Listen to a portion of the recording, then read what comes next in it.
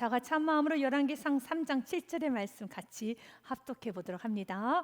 나의 하나님 여호와여, 주께서 종으로 종의 아버지 다윗을 대신하여 왕이 되게 하셨사오나 종은 작은 아이라 출입할 줄을 알지 못하고. 아멘. 사랑하는 여러분, 오늘 솔로몬이 주님 앞에 기도합니다. 주님, 저는 종입니다. 저는 작은 아이입니다. 그래서 출입할 줄 알지 못하는 너무너무 연약한 자입니다 라고 하나님께 고백을 하고 있습니다. 그런데 그랬던 솔로몬이 여러분 무너지기 시작해요. 그랬던 솔로몬이 와르르 무너집니다. 솔로몬이 죽고 난 후에 그의 아들이었던 르호보암이 왕이 돼요. 그런데 르호보암은 어리석은 정치를 합니다. 노인의 말을 듣지 않아요. 노인들이 이렇게 말합니다. 당신은 섬기는 왕이 되십시오. 당신은 백성들에게 좋은 말로 말씀하십시오 라고 권합니다. 그런데 르호보암은 그 말을 듣지 않아요. 왕이 포악한 말로 백성에게 대답할세 노인의 자문은 버리고 어린 사람들의 자문을 따라 그들에게 말하여 이르되, 내 아버지는 너희의 멍에를 무겁게 하였으나 나는 너희의 멍에를 더욱 무겁게 할지라. 내 아버지는 채찍으로 너희를 징계하였으나 나는 정갈 채찍으로 너희를 징치하리라 하니라. 오늘은 르호보암에 집중하지 않을 겁니다. 솔로몬에게만 집중할 것입니다. 이 말씀을 통하여서 우리는 한 가지 유추해 볼 수 있습니다. 지금 솔로몬이 백성을 어떻게 다루고 있습니까? 지금 멍에를 쥐고 있습니다. 솔로몬이 지금 백성들에게 채찍을 들고 있습니다. 이것이 가능한가요? 상상을 할 수 있으니까 1,000문제를 드렸던 솔로몬이, 이렇게 주를 향해서 엎드렸던 솔로몬이, 나는 작은 아이입니다라고 고백했던 솔로몬이 백성들에게 이렇게 행동했다는 것이 가히 상상이 될 수 있습니까? 없죠. 그렇게 아름다웠던 예배자 솔로몬은 어디로 갔습니까? 그렇게 겸손했던 솔로몬은 다 어디로 가버렸습니까? 그렇게 헌신하며 충성스럽게 미랄대면서 주님 앞에 엎드려 예배했던 그 아름다운 솔로몬은 어디로 갔습니까? 사랑하는 여러분, 하나님께서는 과거에 예배를 드렸던 그 예배만을 자랑하는 것이 아니라 오늘 예배드리기 원합니다. 오늘 주님 앞에 예배드리길 원합니다. 분명 1,000문제 드렸던 정성스럽게 드리면서 예배를 드렸고 은혜를 많이 받은 줄 압니다. 솔로몬도 그랬습니다. 그러나 그 솔로몬이 오늘 예배를 드리지 아니했었을 때 날마다 매일같이 주님께서 부어주신 은혜가 있습니다. 그 부어준 은혜를 우리는 받지 아니하면 우리 또한도 솔로몬과 같이 씁쓸한 인생이 될 수밖에 없어요. 그가 하나님께 이렇게 구합니다. 나의 하나님 여호와여, 주께서 종으로 종의 아버지 다윗을 대신하여 왕이 되게 하셨사오나 족은 작은 아이라 출입할 줄 알지 못합니다. 주님, 난 정말 작은 아이예요. 난 당신의 종입니다. 나는 들어가고 나가는 것조차도 알지 못하는, 출입도 잘하지 못하는 연약한 자, 무능한 자입니다. 부족한 자입니다. 그런데 이렇게 연약하고 무능하고 부족한 나에게 큰 백성을 섬길 수 있는 직분을 주셨습니까? 주님께서 나에게 허락하신 직분은 너무 큽니다. 주께서 나에게 맡겨주신 이 양떼는 너무 큰 존재들입니다 라고 고백을 해요. 8절 말씀에 보니 주께서 택하신 백성 가운데 있나이다. 그들은 큰 백성이라 수요가 많아서 셀 수도 없고 기록할 수도 없사오니 누가 주의 이 많은 백성을 재판할 수 있사오리까? 나에게 듣는 마음을 종에게 주사 주의 백성을 재판하여 선악을 분별하게 하옵소서. 아멘. 예배를 드리고 나면은 겸손해져요. 예배를 드리고 나면은 내게 맡겨준 모든 사명을 귀하게 여기고 크게 봅니다. 여러분, 함부로 하거나 무시하지 않습니다. 굉장히 크게 여깁니다. 그래서 아주 자그마한 것도 소중하게 거칠지 않게 살아가지요. 그리고 예배를 드리고 나면 나의 위치를 알아요. 자신이 누구인지를 알게 됩니다. 솔로몬은 누구입니까? 왕입니다. 솔로몬은 백성을 다스려야 되죠. 백성을 돌봐야 되고 백성의 아픔을 매만져줘야 되는 그런 왕입니다. 솔로몬이 지금 무엇을 하고 있습니까? 하나님, 나의 백성들이 그 누구도 원통하지 않게 원합니다. 그 누구도 억울해하지 않게 원합니다. 그 누구도 정말 억울해서 낙심하는 백성들이 없도록 선과 악을 잘 분별하여서 공의롭게 내가 섬기기 원합니다. 그 누구도 억울한 일이 없도록 주여 내가 섬기기 원하오니 주여 내게 잘 듣는 마음을 주사 그들의 애통, 그들의 억울한 일, 그들의 송사를 잘 듣고 분별하여서 어떤 사람도 소외되지 않도록 은혜 내려 주시옵소서. 예배를 드리고 나면 내가 누구인 줄 압니다. 그래서 예배를 드리고 나면 부모는 더 겸손하게 주님께 지혜를 구해요. 직분자는, 성도는, 리더자는, 어른은 정말 주 앞에 엎드려 기도합니다. 주님, 나의 공의롭지 못하는 행동, 언어, 결정으로 인해서 나의 자녀가 마음에 분노가 일어나지 않도록, 나의 이웃들이, 나의 성도가, 나의 어린 사람들이 나의 믿음 없음으로 인하여서, 나의 공의롭지 못한 말과 행동과 다른 그런 행동으로 인하여서, 어떤 나의 부족함으로 인하여서 그 누군가 실족하지 않도록, 그 누군가의 마음 안에 분노가 일어나지 않도록 주여 나를 붙잡아 주옵소서. 내가 그들에게 아픔을 주기를 원하지 않습니다. 맞습니다. 사랑하는 부모님들이 예배를 드리고 나면 자신의 행동으로 인해서, 자신의 말로 인하여 자녀가 영향을 받을 수 있다는 걸 너무 잘 알죠. 그래서 솔로몬처럼 기도하게 돼요. 주여, 나에게 듣는 마음 허락하여 주사 선과 악을 잘 분별하여서, 옳고 그름을 잘 분별하여서 우리 아이들이 마음 안에 분노하지 않게 하여 주옵소서. 그런 기도를 합니다. 하나님께서는 이렇게 왕으로서 책임을 다하고자 하는 그 따뜻하고 사랑스러운 마음을 참 기뻐하셔서 하나님 이렇게 말씀합니다. 10절 말씀에 보면 솔로몬이 이것을 구하며 그 말씀이 주님의 마음에 든지라. 이 든지라의 뜻 안에는 기쁘다라는 의미를 갖고 있습니다. 하나님께서 너무 기뻐하셨습니다. pleasure. 하나님은 너무 기뻐하셨어요. 나 너무 기쁘단다. 그래서 하나님께서는 나의 사랑 여디디아야, 나의 사랑 솔로몬아, 내가 널 축복할게. 여디디아는 솔로몬의 또 다른 애칭입니다. 여디디아의 뜻은 하나님께 사랑받은 자라는 뜻을 가지고 있습니다. 사무엘하 12장 말씀에 보니 다윗이 그의 아내 밧세바를 위로하고 그에게 들어가 그와 동침을 하였더니 그가 아들을 낳음에 그의 이름을 솔로몬이라 하니라. 여호와께서 그를 솔로몬을 사랑하사 선지자 나단을 보내어 그의 이름을 여디디아라 하시니 이는 여호와께서 사랑하셨기 때문이더라. 아멘. 솔로몬은 하나님께 사랑받은 자입니다. 하나님께서 사랑스럽게 여기는 자 여디디아였습니다. 나의 여디디아, 나의 아들 솔로몬이 이렇게 기도하는구나, 참 내 마음이 기쁘단다 라고 하면서 하나님께서는 11절에 솔로몬의 기도를 재해석해 줍니다. 솔로몬은 주님, 나는 지금 나 자신을 위해서 부도 명예도 어떤 것도 구하지 않고 나는 백성을 위해서 구하는 것입니다. 나는 이런 말 저런 말 하지 않았어요. 그런데 하나님께서 다 아시고 챙겨주십니다.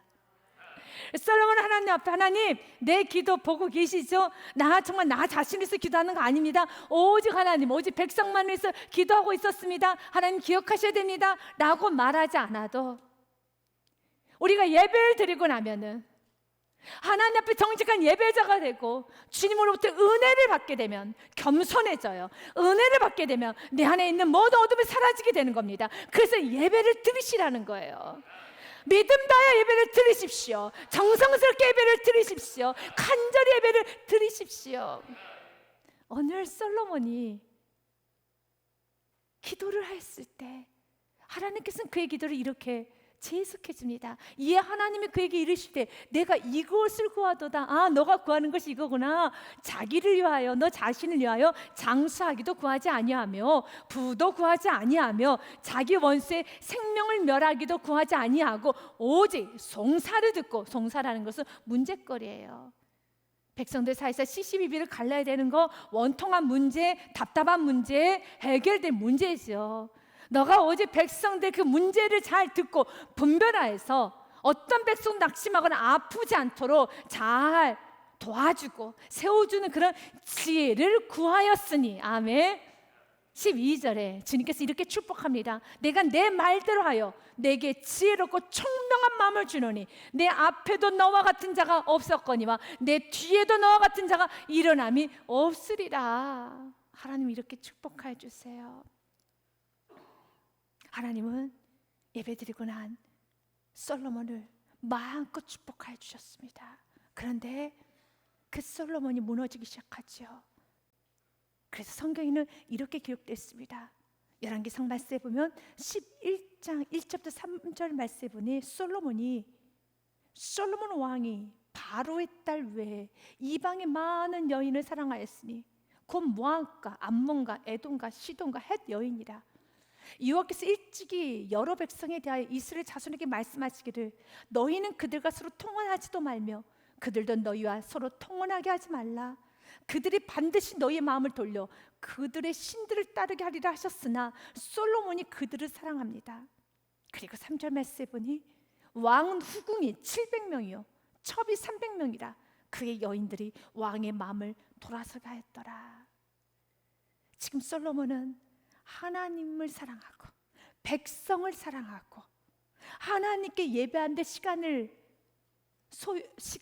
내어드려야 되고 백성을 돌보는 데 시간을 내어드려야 하는데, 지금 솔로몬은 세상을 향하여서 이방 여인들을 향하여서 쾌락을 쫓는데 마음과 시간과 몸과 마음을 다 빼앗겼습니다. 그는 예배 자리를 떠났습니다. 기도의 시간을 확보하지 못했습니다. 예배의 시간을 확보하지 못했습니다. 섬김의 시간을 확보하지 못했습니다. 그래서 무너질 겁니다. 그가 가고 1천번째 예물을 드렸다 할지라도 오늘 내가 예배하지 않냐며 오늘 내가 나에게 쏟아부어지는 은혜가 매일매일 하루도 빠짐없이 부어주는 은혜가 있어요. 이 은혜를 오늘 내가 받지 않냐면 우리는 살아갈 수 없습니다. 그래서 하나님께서는 솔로몬을 방치하지 않았어요. 솔로몬에게 거듭 말씀하셨습니다. 솔로몬아 돌아와라. 솔로몬아 돌아와라. 예배 드려라. 다시 엎드려라 말씀합니다. 그런데 말씀해 보니 그가 가장 원했던 기도했던 듣는 마음을 그는 다 잃어버렸습니다. 말씀 9절 말씀해 보니 솔로몬이 마음을 돌려 이스라엘 하나님 여호와를 떠남으로 여호와께서 그에게 진노하시니라. 여호와께서 일찍이 2번이나 그에게 나타나시고 라고 되어 있습니다. 여기서 2번 나타나셨다는 것은 딱 2번만 하나님께서 말씀하신 것이 아니라 하나님은 환경을 통하여 또한 그 주위에 있는 선지자들 통하여 메시지를 줬어요. 그러나 하나님께서는 직접 2번이나 나타나셨어요. 그리고 10절에 이렇게 말합니다. 이 일에 대해 명령하사 다른 신을 따르지 말라 하셨으나 그가 여호와의 명령을 지키지 않았으므로 이제는 백성의 말을 듣지 않을 뿐만 아니라 하나님 말조차도 듣지 못하는 솔로몬이 되어버렸습니다. 우리가 이 말씀을 통해서 알아야 될 것이 있습니다. 여러분 예배를 드리고 나면 주님 앞에 간절히 구하는 그 기도의 제목은 이미 하나님께서 주셨습니다. 예배를 드리고 났더니 하나님 나 정말 더 겸손해지기 원합니다 라고 기도를 합니다. 이미 여러분 마음 안에 겸손이 있는 겁니다. 솔로몬이 듣는 마음을 구했던 그 시각은 듣는 마음으로 가장 충만했던 시간일 것입니다. 예배를 드리고 나면은 내가 오늘 예배를 드렸음에도 불구하고 주님께 또 구합니다. 내 평생 예배자가 되겠습니다. 저의 삶도 그렇더라고요. 예배를 정말 드리고 나면은 또 한 번 또 구하게 됩니다. 하나님, 내가 정말 정직한 예배자가 되기 원합니다. 감사 충만한 삶을 살았던 그 하루는 또 구하게 되더라고요. 하나님, 내가 정말 감사하며 살기 원합니다. 정작 그는 지금 듣는 마음을 구해야 되고 정작 겸손을 구해야 되는 지금 솔로몬은 구하지를 못해요. 겸손을 구하지 못합니다. 성령 충만함을 구하지 못합니다. 예배 자리를 떠나면 기도도 하지 못해요. 그래서 여러분 마음 가운데 예배 드리고 났더니 하나님께서 더 겸손하라는 은혜를 주셔서 여러분이 솔로몬이 듣는 마음을 간절히 구하였던 것처럼 나 평생에 겸손하기만 원합니다. 내 평생에 예배자만 되기를 원합니다. 라는 그런 마음으로 주님께 간절히 기도했다면 이미 지금 여러분의 마음 상태는 예배자가 된 상태예요. 겸손해진 상태죠. 주님은 이렇게 매일매일 예배함으로써 여러분 영혼을 지켜가기 원합니다. 그런데 솔로몬은 예배를 멈췄어요. 그럼 완전히 무너졌습니다. 그의 삶은 아름답지가 않습니다. 이제 우리는 솔로몬의 삶을 통하여서 한 번 더 보기 원합니다. 예배에 따른 축복을 보기 원합니다. 예배는 많은 축복이 있어요. 예배는 치유가 있습니다. 하늘의 평강과 안식을 경험하게 됩니다. 구원의 감격이 회복됩니다. 그리고 깊이 내 속에 어떤 죄가 있는 걸 알게 됩니다. 그래서 회개를 하게 돼요. 그 능력을 받게 됩니다. 자신이 어떤 길을 가야 되는가 사명을 깨닫게 됩니다. 또한 문제 해결을 받습니다. 이렇게 예배는 많은 축복이 있습니다. 근데 그 축복 중에 또 한 가지 축복을 여러분에게 전하고자 합니다. 그것은 교만을 일으키는 원흉 중에 하나가 특권의식이에요. 바로 그 특권의식이 무너지는 은혜가 임하는 시간이 예배 시간이에요. 솔로몬이 하나님 앞에 이렇게 고백하죠. 하나님, 나는 작은 아이입니다. 겸손을 고백하지 않습니까? 7절과 8절 말씀이 나의 하나님 여호와여, 주께서 종으로 종의 아버지 다윗을 대신하여 왕이 되게 하셨사오나 종은 아주 작은 아이입니다. 출입할 줄을 알지 못합니다. 라고 겸손하게, 나는 작은 아이입니다. 난 당신의 종입니다. 라고 고백을 합니다. 그리고 8절 말씀에 보면 이런 말씀이 기록되어 있어요. 같이 읽습니다. 주께서 택하신 백성 가운데 있나이다. 그들은 큰 백성이라 수요가 많아서 셀 수도 없고 기록할 수도 없사오니. 아멘. 왕이라는 위치는 백성도 난 똑같아 라고 말을 하기에는 환경적으로 그렇게 말하기 어려워요. 자신의 말 한마디에 여러분 사람이 일어서고 앉습니다. 자신의 말 한마디에 사람들이 움직입니다. 자신의 결정에 따라서 모든 물질이 흘러갑니다. 나라가 자신의 말 한마디로 움직여가고 있습니다. 그리고 사람들은, 백성들은 자신을 향해서 고개를 숙입니다. 왕이라고 말합니다. 자신의 말을 듣기 위해서 귀를 쫑긋하고 있습니다. 모든 신하들은 지금 엎드려 있습니다. 왕이시여 왕이시여 말씀하여 주옵소서. 당신의 명령에 당신의 분부대로 행하겠습니다 라는 말을 자꾸 듣습니다. 내가 이 백성들과 똑같다라고 느끼기에는 환경이 너무 좋지 않아요. 그러나 예배드리고 나면 그 특권의식이 없어져요. 그가 뭐라고 고백합니까? 주께서 택하신 백성 가운데 있나이다. 나 또한도 주님께서 택하신 이 백성들 중에 한 사람일 뿐입니다. 나 또한도 당신으로부터 보호받아야 되고 위로받아야 되고 회개해야 되고 경책을 받아야 되고 훈계를 들어야 되고 가르침을 받아야 되는 그런 백성들 중에 하나입니다. 특권의식을 버리게 된다는 겁니다. 특권의식이 있으면 불평불만이 많아집니다. 나에게 이런 대우를 해야 되는데, 나는 이 정도 했으니까 이런 대우를 해야 되는데, 매사에 불평불만이 많아져요. 매사가 섭섭합니다. 또한 특권의식에 사로잡히게 되면 죄에 대한 죄책감이 없어져요. 왜냐하면 자신은 죄를 짓고 있는 것이 아니라 합리화하고 있기 때문에. 지금 솔로몬의 후궁은 700명입니다. 그의 첩은 300명입니다. 그런데도 끊임없이 그는 변명 핑계 합리하죠. 나는 지금 외교를 하는 거야. 나는 어쩔 수 없어. 그가 외교를 합니다. 어쩔 수 없다고 말합니다. 그렇게 말한 이유가 무엇입니까? 나는 왕이란 특권. 나는 왕이기 때문에. 왕이어서 어쩔 수 없잖아. 특권의식은 회개를 못하게 해요.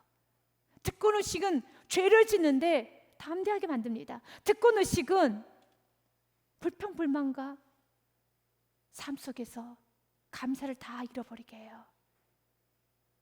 그런데 예배를 드리게 되면 나는 이 백성들 중에 한 사람일 뿐입니다 라는 고백을 하는 겁니다. 여러분들 한 번쯤 들어봤던 바세바 신드롬, 참 중요한 여러분 의미가 있는 연구 결과이죠. 왜 사람들은 특별히 높은 권력에 있는 사람, 지식이 많은 사람, 저 정도 명예를 갖고 있는데 저렇게 학식이 많은데 윤리적인 범죄를 저지르고 무너질까? 너무 이해가 되지 않는다는 거예요. 그래서 연구를 했다고 합니다. 왜 가질 만큼 가진 사람이, 배울 만큼 배운 사람이, 저렇게 높은 사람이 윤리적으로 쉽게 타락을 할까? 연구를 해봤더니 이런 결과가 나왔어요. 비즈니스 윤리 저널에 실린 글을 그대로 읽도록 하겠습니다.